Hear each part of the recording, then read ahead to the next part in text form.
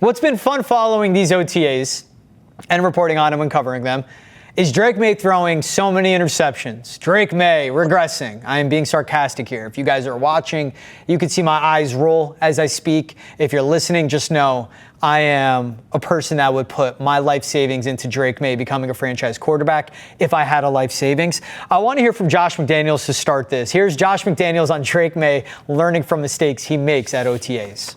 I mean, he's doing really well. He's very smart, works really hard. I think the quarterback room in general is really, really good in terms of putting the time and effort in at this point in time in the year. And like I said, we either make a good play or we learn from the result. And so sometimes as a coach, and nobody wants to hear this, but sometimes as a coach, the negative results can actually be your best teachers because you have a play where something didn't necessarily go your way or the right way, and then you learn from it. And then the biggest key for us as we go forward is when we learn from a mistake is can we go out there the next day and not repeat the same error. And so I think he's doing a really good job of digesting the information, processing the corrections when there is a correction to be made, and then go out there with a great attitude and mindset the next day. Has he been repeating any errors so far? Are there more learning? Not many. Yeah, he does a really good job of listening to it, and then when you go out there the next time, and you see the same kind of look or the same problem that the defense presents to you that was presented previously, generally speaking, he's a quick study on that, and that's a good thing for a young player. So Josh McDaniels commending the bounce back from Drake Maye. And the fact that I think important is that he can take an information and he applies it to the field right away. I mean, that's what you want in a guy that has to learn a very complex system. I'm interested what we'll see from the system. We'll get into that more, especially hearing from Thomas Brown, who's a tight ends coach and passing game coordinator. I'm excited to see what we actually get from this system when the season kicks off. But what's important right now is Drake Maye putting his hands on this playbook, grasping it, and actually applying it to the field. And from one of the greatest offensive minds in all of football, he's liking what he sees from the year two quarterback. And I put more stock into that than him throwing 4 interceptions in practice.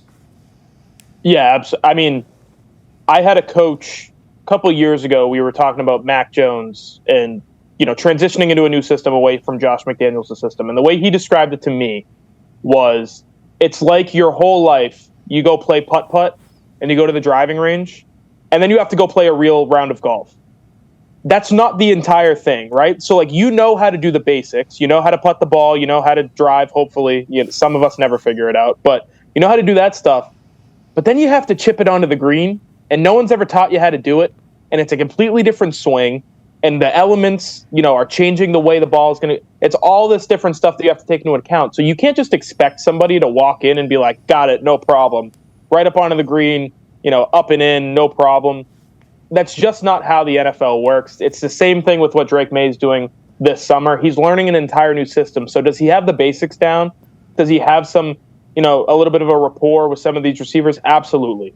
Does he know the system? Does he know the concepts? Does he know, the way Josh McDaniels wants him to run certain things? If you don't have this option, your check down is going to be your number one instead of whatever else might be inside the concept. It's all these different things that he needs to learn. So on day one, when he throws a few interceptions because Alex Van Pelt taught it this way, and now I'm doing it in a different system and it's not working, those are the learning things. Those are what's going to help him get better. Obviously, he's making adjustments.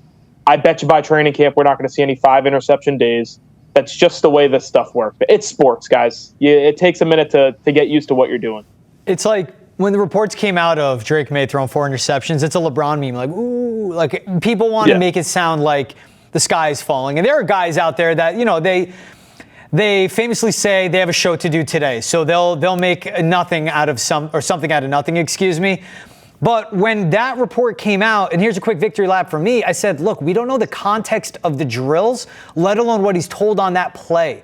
We don't know what the down and distance is, what the situation is if it's a game-type situation, timeouts, how far they are from scoring, what the score is if they need a touchdown or a field goal, and also what the position coach is saying of, I don't want you out taking your first or second read. I want you to take the third read here. I say all that. Let's throw it here now. Here's Thomas Brown, passing game coordinator, tight ends coach, talking about Drake Maye. Oh, no, excuse me. Sorry. This is Ashton Grant, the quarterback's coach, talking about Drake Maye taking risks in practice right now. I think he's definitely embraced it, and this is the time of year, again, with, no repercussions to the mistakes, for us to kind of figure out what we do very well, what we might need to work on a little bit, try to fit in throws that we might not necessarily do on a Sunday. So we're kind of trying to push ourselves to the limit just to see what we can and can't do. That's it right there. Let's take risks. Let's see what we can do, what we can't do. This is the time of year to do it. Because you throw 4 interceptions in training camp, and guess what?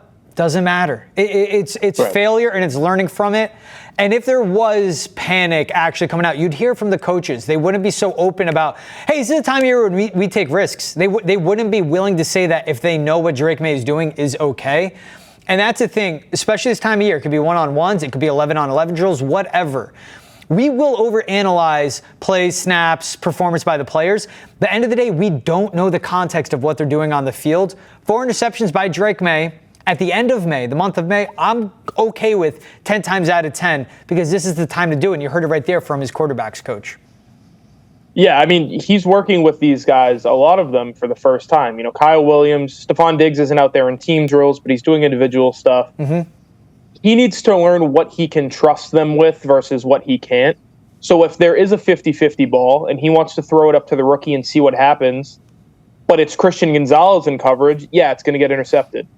Now I'm going to throw it up in the same situation, but it's Marcellus Dial in coverage. Okay, now it wasn't an interception. He got his hands on it. I gave him a chance. Mm-hmm. This is the stuff they're looking for. This is what, as a quarterback, you need to know every situation, every route, every concept that a wide receiver runs, how he's going to do it, and what you can trust him with and versus what you can't.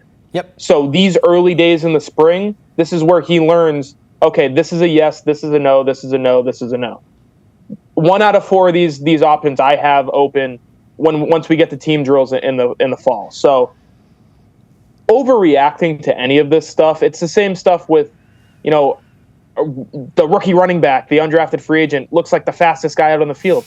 Yeah, but when he has to run between the tackles and he gets arm tackled after 2 yards because he doesn't have any contact balance, that's when you actually see the football part of it come together, not the 7-on-7 or the shorts and helmets part of it come together. Passing camp, like when there's actually, you can run the ball and you can set up plays, and right. There's a method to what you're doing in the first quarter, setting up something in the fourth quarter, and you put the pads on. Yeah, all of that. And they're essentially playing flag football right now. Yeah, it's passing camp for a reason. It's the most fun part of football because you're not getting hit and you're just throwing the ball all the time. Right. But it's essential to learning in some capacity. Oh yeah, they have to love it. When the pads come on, which it will be, as mandatory minicamp is just around the corner, that's when the stuff will matter. And Ashton Grant was talking with the media as well. I think it was important. He was asked about, hey, you're with AVP. Drake, love that system. He spoke about it. What is the link there? What have you learned? What are you bringing out? And for him, what the big part is with his experience in his system, he is learning Josh McDaniels' system at the same time. There's a difference in language and lingo and verbs, whatever you want to call it. Again, what I think is important, you hear a lot from Josh McDaniels being very open, asking for his assistant positional coaches' opinions and stuff. Everyone's learning the system at the same time. Josh McDaniels is learning how to coach this to Drake Maye.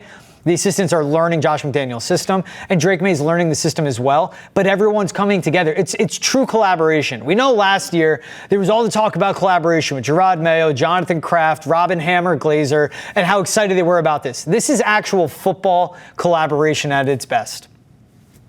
Yeah, I think the big thing that we learned last year with Drake Maye coming into the NFL was Alex Van Pelt was so focused on, we need to fix this kid's footwork. It's not good.